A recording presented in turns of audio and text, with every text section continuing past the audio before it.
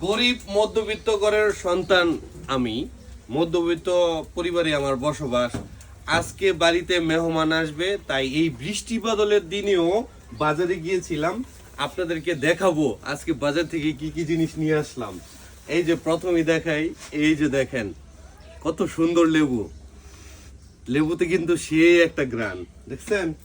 তারপর নিয়ে আসলাম এই যে কাঁচামরিচ, কাঁচামরিচ আনলাম। আজকে দেখাচ্ছি যে বাজার থেকে আমি কি কি নিয়ে আসলাম সেইগুলা, যদি আপনাদের কাছে একটু ভালো লাগে।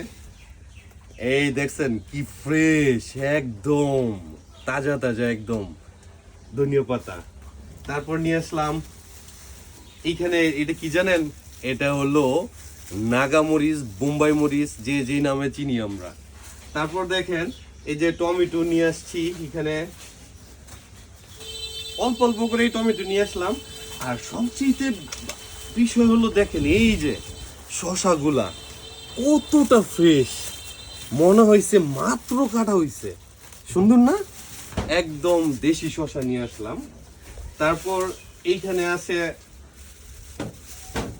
এই লেবুগুলা, কিন্তু ভাই গরুর গোস্ত খাওয়ার লেবু দেখছেন। আর সর্বশেষ আজকের যেহেতু মেহমান আসতেছে, সেই হিসেবে বাজারে গিয়েছিলাম। এই মধ্যবিত্ত পরিবার হিসেবে এই অল্প কিছু গোস্ত নিয়ে আসলাম।